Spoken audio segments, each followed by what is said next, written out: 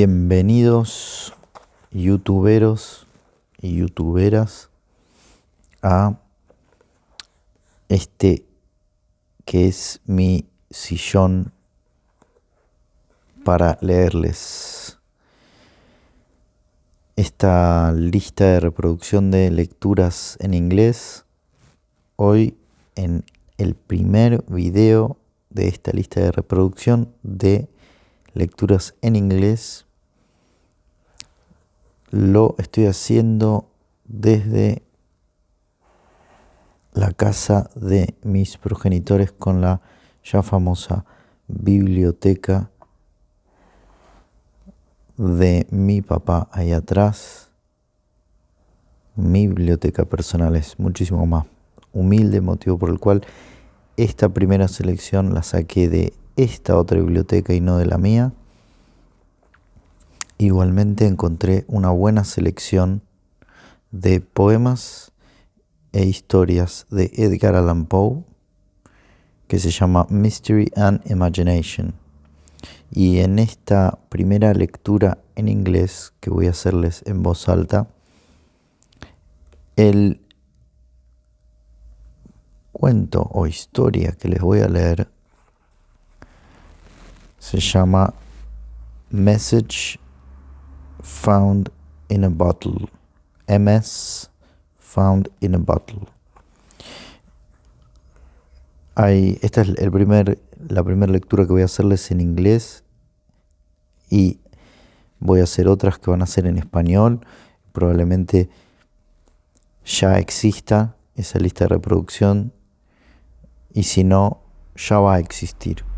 Pero esta lectura que voy a hacer es en inglés. Si no tienen un nivel avanzado de inglés, puede haber varias partes de la lectura que no lleguen a comprender porque Edgar Allan Poe era una persona que hablaba principalmente en inglés como su lengua nativa, y aún para las personas nativas en inglés, Edgar Allan Poe escribía de forma un poco inaccesible por su complejidad, por su pensamiento abstracto y por su erudición en general. Así que puede ser una lectura un poco difícil si tu nivel de inglés no es avanzado. Aún así, hay secciones de esta lectura que van ganando sentido a medida que uno va entrando en el cuento, porque siempre hay algunas palabras que uno no entiende cuando lee en otro idioma, pero el significado general de la lectura se va afianzando a medida que se avanza en la historia.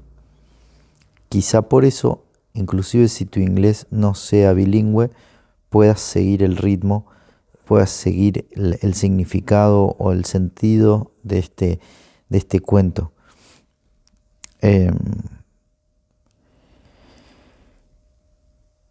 Habiendo dicho eso, quizá lo mejor sea que vayas si no hablas inglés, que vayas a uno de las lecturas que haya subido ya a las lecturas en español. Pero si simplemente te gusta escuchar lecturas en inglés, esto quizá te pueda gustar también.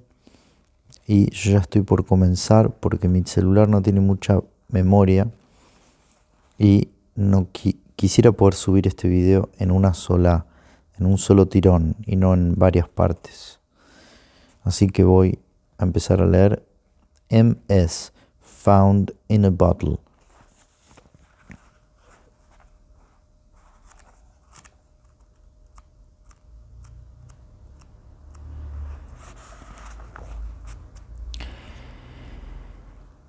MS Found in a Bottle. Qui n'a plus qu'un moment à vivre, n'a plus rien à dissimuler.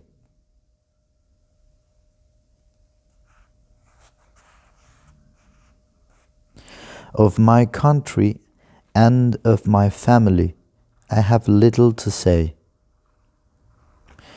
Ill usage and length of years have driven me from the one and estranged me from the other.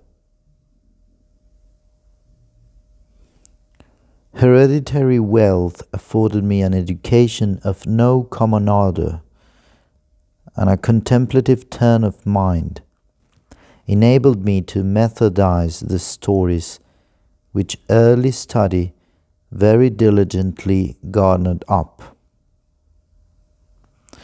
Beyond all things, the study of the German moralists gave me great delight, not from any ill-advised admiration of their eloquent madness, but from the ease with which my habits of rigid thought enabled me to detect the falsities.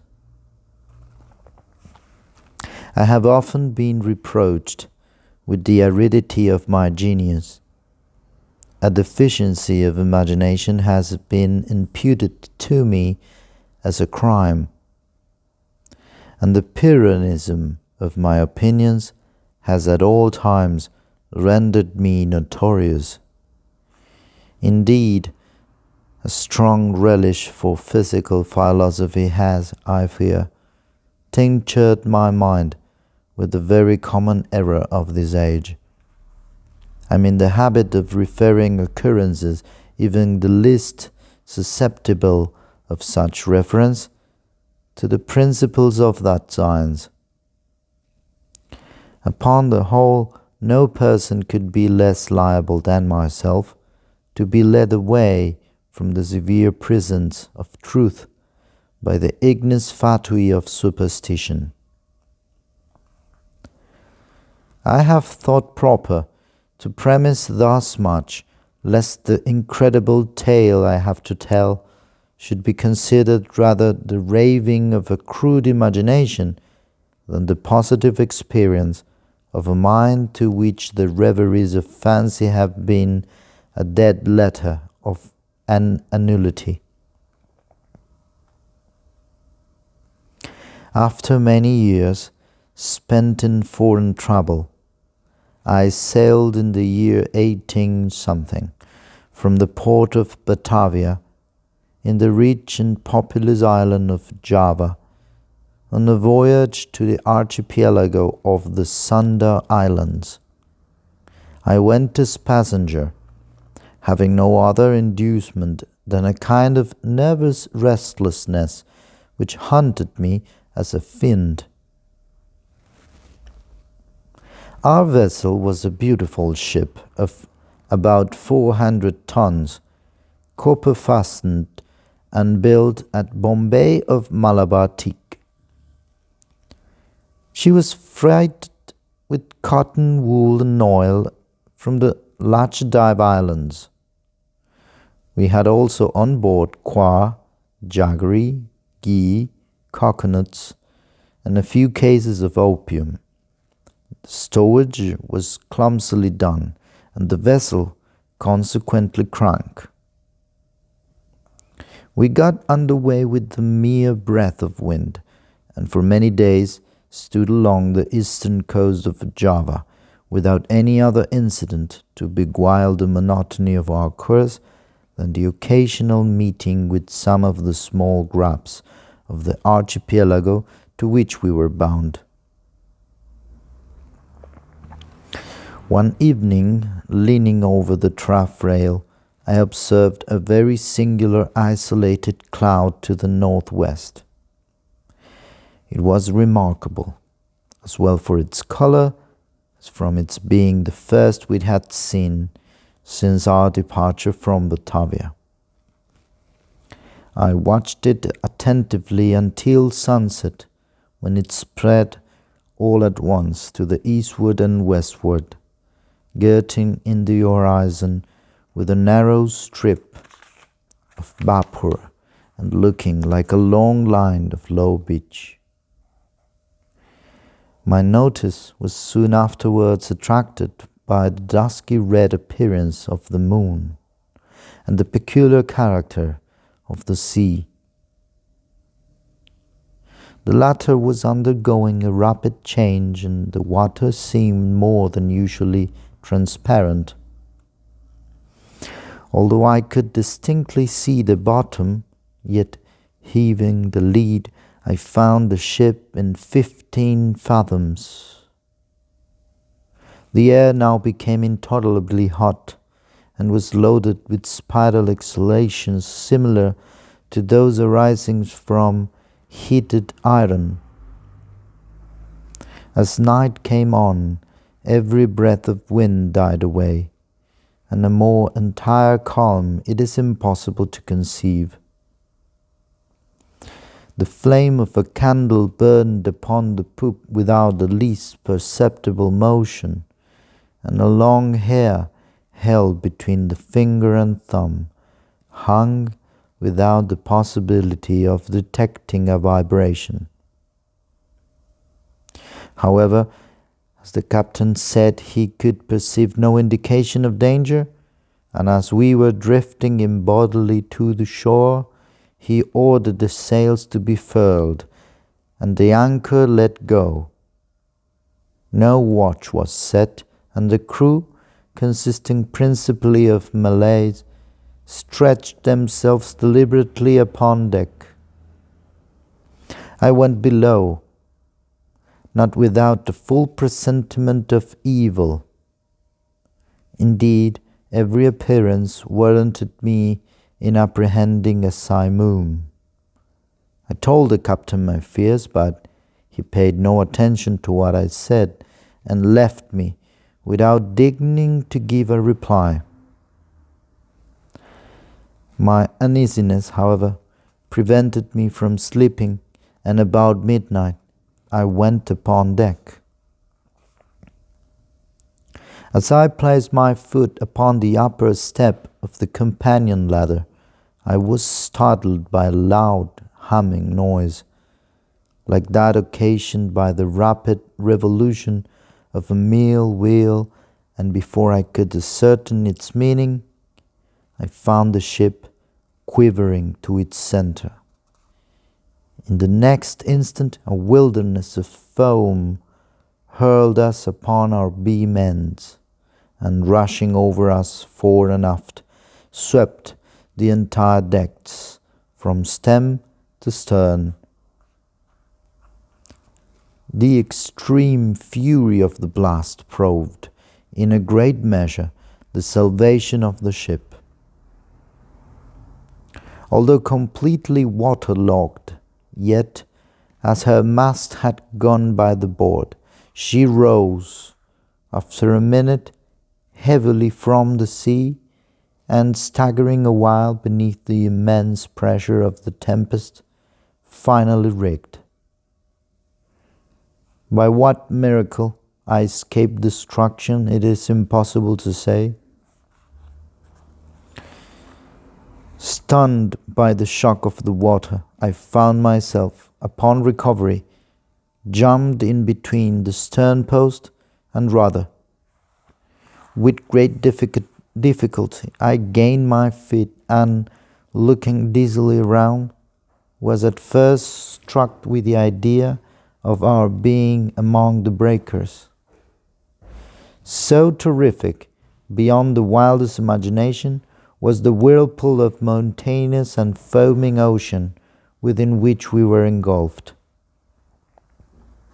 After a while, I heard the voice of an old Swede who had shipped with us at the moment of our leaving port. I hallooed to him with all my strength, and presently he came reeling aft. We soon discovered that we were the sole survivors of the accident. All on deck, with the exception of ourselves, had been swept overboard. The captain and mates must have perished as they slept, for the cabins were deluged with water. Without assistance, we could expect to do little for the security of the ship, and our exertions were at first paralyzed by the momentary expectation of going down. Our cable had, of course, parted like packed thread at the first breath of the hurricane, or we should have been instantaneously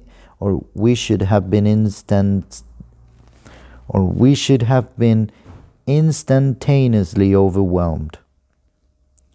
We scudded with frightful velocity before the sea, and the water made clear bridges over us.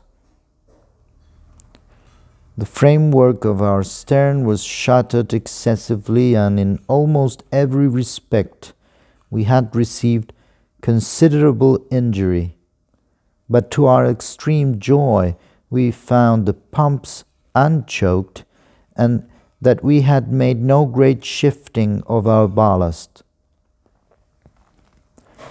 The main fury of the blast had already blown over, and we apprehended little danger from the violence of the wind.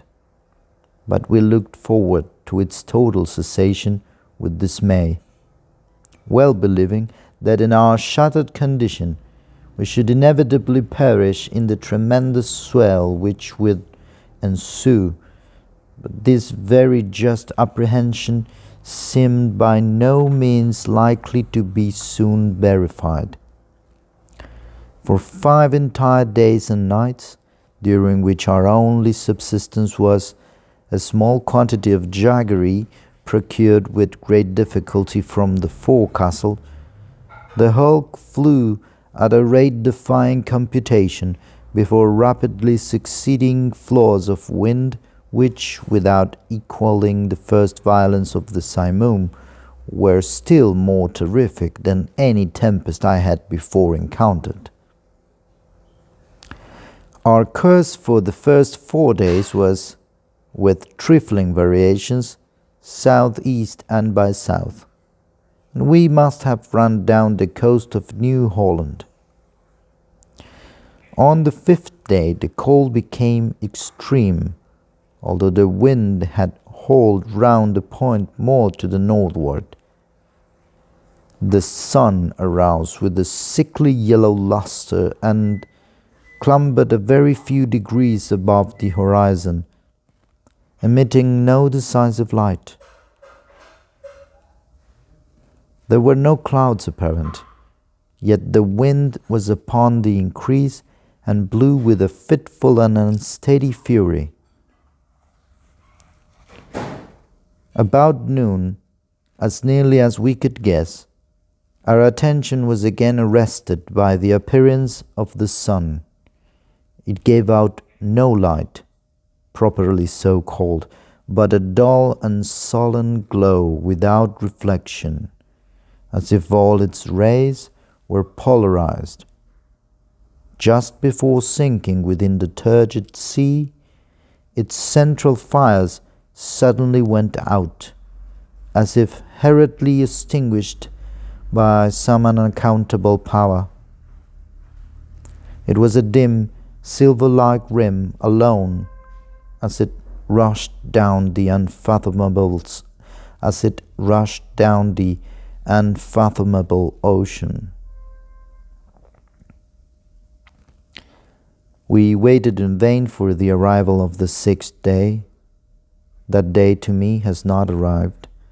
To the Swede, never did arrive.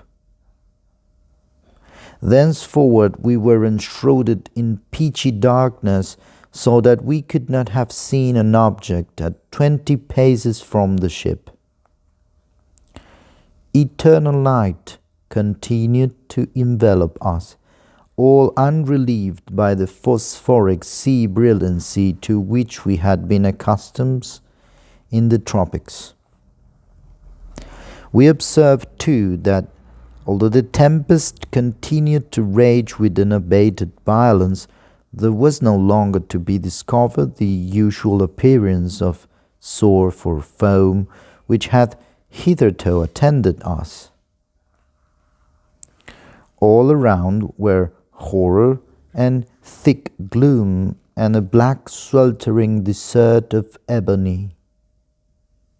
Superstitious terror crept by degrees into the spirit of the old Swede, and my own soul was wrapped up in silent wonder. We neglected all care of the ship as worse than useless, and securing ourselves as well as possible to the stump of the mizzen mast, looked out bitterly into the world of ocean. We had no means of calculating time, nor could we form any guess of our situation. We were, however, well aware of having made farther to the southward than any previous navigators, and felt great amazement at not meeting with the usual impediments of ice. In the meantime, every moment threatened to be our last. Every mountainous billow hurried to overwhelm us. The swell surpassed anything I had imagined possible, and that we were not instantly buried is a miracle. My companion spoke of the lightness of our cargo, and reminded me of the excellent qualities of our ship. But I could not help feeling the utter hopelessness of hope itself, and prepared myself gloomily for that death which I thought nothing could defer beyond an hour, as, with every knot of way the ship made, the swelling of the black stupendous sea became more dismally appalling. At times we gasped for breath at an elevation beyond the albatross, at times became dizzy with the velocity of our descent into some watery hell, where the air grew stagnant and no sound disturbed the slumbers of the kraken. We were at the bottom of one of the abysses, when a quick scream from my companion broke fearfully upon the night. "See! See!" cried he, shrieking in my ears. "Almighty God! See! See!" As he spoke, I became aware of a dull, sullen glare of red light which streamed down the sides of the vast chasm where we lay, and threw a fitful brilliancy upon our deck. Casting my eyes upwards, I beheld a spectacle which froze the current of my blood. At the terrific height directly above us, and upon the very verge of the precipitous descent, hovered a gigantic ship, of perhaps 4,000 tons. Although upreared upon the summit of a wave more than 100 times her own altitude, her apparent size still exceeded that of any ship of the line or East Indiaman in existence. Her huge hull was a deep dingy black. Her huge hull was of a deep dingy black, and relieved by any of the customary carvings of a ship. A single row of brass cannon protruded from her open ports, and dashed from the polished surfaces the fires of innumerable battle lanterns, which swung to and fro about her rigging.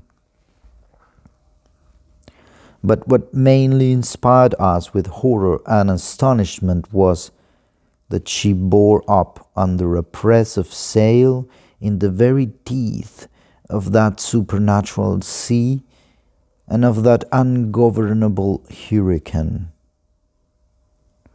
When we first discovered her, her bows were alone to be seen, as she rose slowly from the dim and horrible gulf beyond her. For a moment of intense terror she paused upon the giddy pinnacle, as in contemplation of her own sublimity, then trembled and tottered, and came down. At this instant, I know not what sudden self-possession came over my spirit. Staggering as far aft as I could, I awaited fearlessly the ruin that was to overwhelm. Our own vessel was at length ceasing from her struggles, and sinking with her head to the sea. The shock of the descending mass struck her, consequently, in that portion of her frame which was already under water, and the inevitable result was to hurl me with irresistible violence upon the rigging of the stranger. As I fell, the ship hove in stays and went about, and to the confusion ensuing I attributed my escape from the notice of the crew. With little difficulty I made my way, unperceived, to the main hatchway, which was partially open, and soon found an opportunity of secreting myself in the hold. Why I did so I can hardly tell. An indefinite sense of awe, which at first sight of the navigators of the ship had taken hold of my mind, was perhaps the principle of my concealment. I was unwilling to trust myself with a race of people who had offered, to the cursory glance I had taken, so many points of vague novelty, doubt, and apprehension. I therefore thought proper to contrive a hiding place in the hold. This I did by removing a small portion of the shifting boards, in such a manner as to afford me a convenient retreat between the huge timbers of the ship. I had scarcely completed my work when a footstep in the hold forced me to make use of it. A man passed by my place of concealment with a feeble and unsteady gait. I could not see his face, but had an opportunity of observing his general appearance. There was about it an evidence of great age and infirmity. His knees tottered beneath a load of years, and his entire frame quivered under the burden. He muttered to himself in a low, broken tone some words of a language which I could not understand, and groped in a corner among a pile of singular-looking instruments and decayed charts of navigation.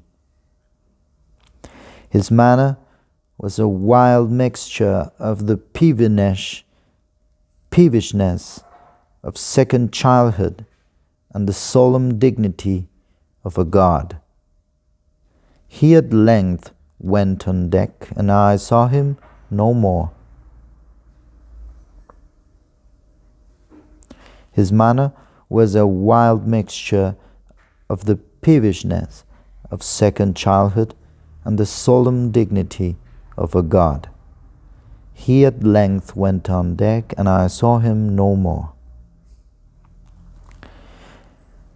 A feeling for which I have no name has taken possession of my soul, a sensation which will admit of no analysis, to which the lessons of bygone time are inadequate, and for which I fear futurity itself will offer me no key.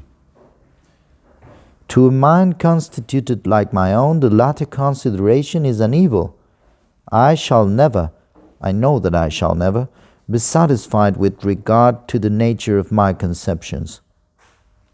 Yet it is not wonderful that these conceptions are indefinite, since they have their origin in sources so utterly novel. A new sense, a new entity is added to my soul. It is long since I first trod the deck of this terrible ship, and the rays of my destiny are, I think, gathering to a focus. Incomprehensible men, wrapped up in meditations of a kind which I cannot divine, they pass me by unnoticed. Concealment is utter folly on my part, for the people will not see. It was but just now that I passed directly before the eyes of the mate. It was not long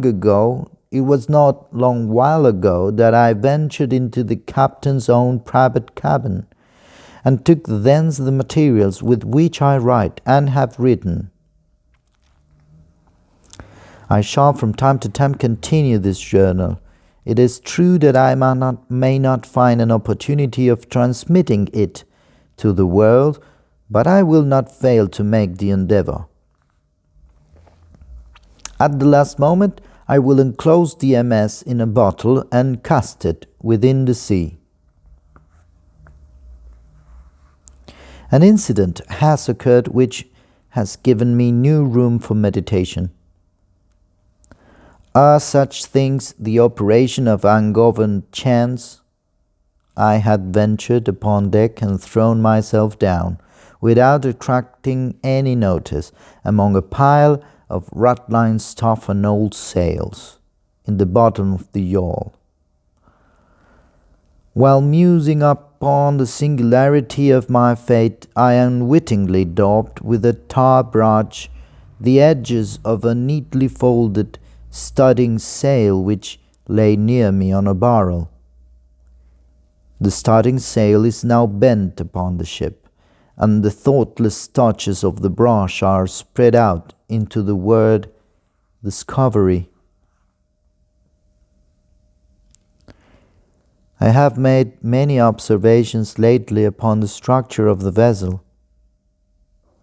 Although well armed, she is not, I think, a ship of war. Her rigging, build, and general equipment are all negative, a supposition of this kind. What she is not, I can easily perceive. What she is, I fear it is impossible to say.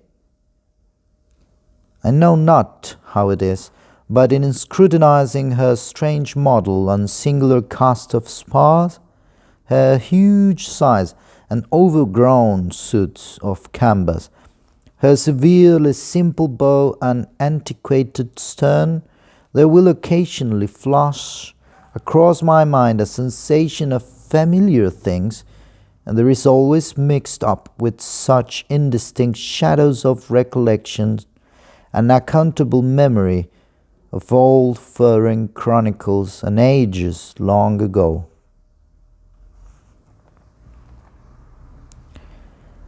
I have been looking at the timbers of the ship. She is built of a material to which I am a stranger. There is a peculiar character about the wood which strikes me as rendering it unfit for the purpose to which it has been applied. I mean its extreme porousness, considered independently of the worm-eaten condition which is a consequence of navigation in these seas, and apart from the rottenness attendant upon age. It will appear perhaps an observation somewhat over-curious, but this wood would have every characteristic of Spanish oak if Spanish oak were distended by any unnatural means. In reading the above sentence, a curious apothegm of an old weather-beaten Dutch navigator comes fully upon my recollection. It is as sure, he was wont to say, when any doubt was entertained of his veracity, as sure as there is a sea where the ship itself will grow in bulk like the living body of the seaman.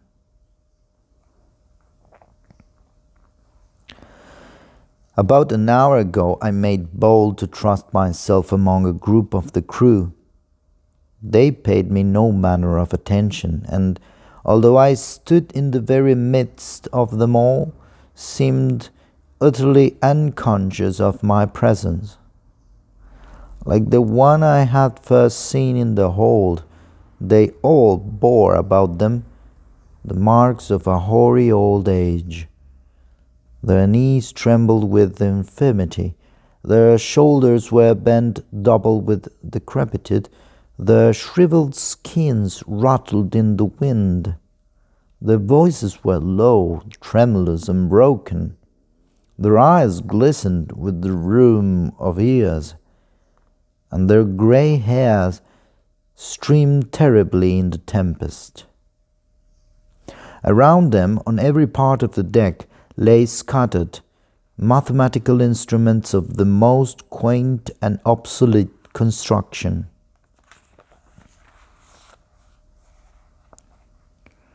I mentioned some time ago the bending of a studding sail.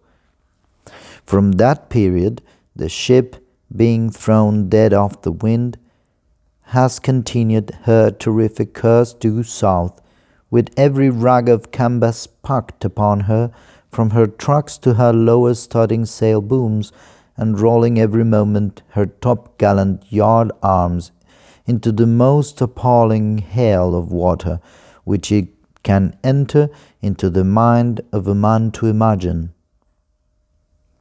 I have just left the deck, where I find it impossible to maintain a footing, although the crew seem to experience little inconvenience.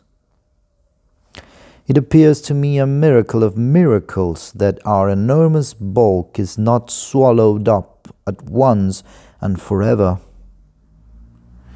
We are surely doomed to hover continually upon the brink of eternity, without taking a final plunge into the abyss. From billows 1,000 times more stupendous than any I have ever seen, we glide away with the facility of the arrowy seagull, and the colossal waters rear their heads above us like demons of the deep, but like demons confined to simple threads and forbidden to destroy. I am led to attribute these frequent escapes to the only natural cause which can account for such effect. I must suppose the ship to be within the influence of some strong current or impetuous undertow.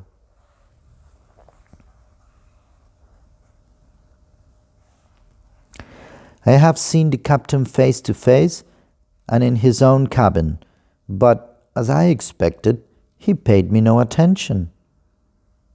Although in his appearance there is, to a casual observer, nothing which might bespeak him more or less than man, still a feeling of irrepressible reverence and awe mingled with the sensation of wonder with which I regarded him. In stature, he is nearly my own height, that is, about 5 feet 8 inches. He is of a well-knit and compact frame of body, neither robust nor remarkable otherwise, but it is the singularity of the expression which reigns upon the face. It is the intense, the wonderful, the thrilling evidence of old age, so utter, so extreme, which excites within my spirit a sentiment ineffable. His forehead, although little wrinkled, seems to bear upon it the stamp. His forehead, although little wrinkled, seems to bear upon it the stamp of a myriad of years. His grey hairs are records of the past, and in his grayer eyes,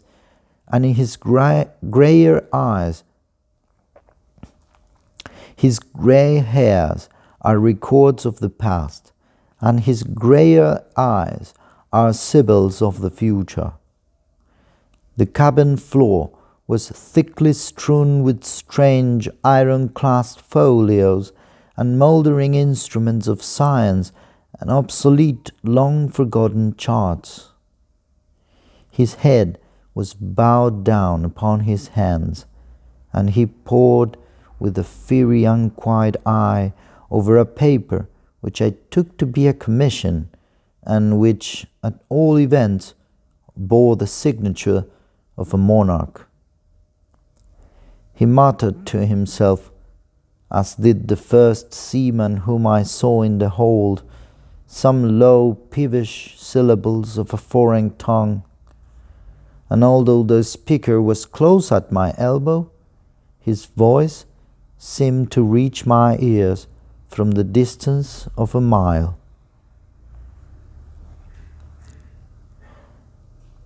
The ship and all in it are imbued with the spirit of eld. The crew glide to and fro like the ghosts of buried centuries.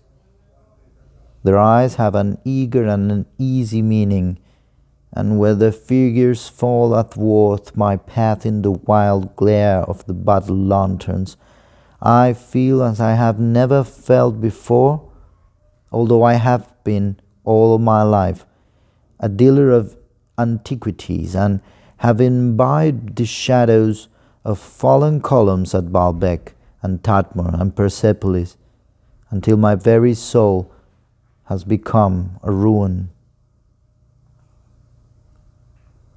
When I look around me, I feel ashamed of my former apprehensions. If I trembled at the blast which has hitherto attended us, shall I not stand aghast at a whirring of wind and ocean, to convey any idea of which the words tornado and simum are trivial and ineffective? All in the immediate vicinity of the ship is the blackness of eternal night, and a chaos of foamless water.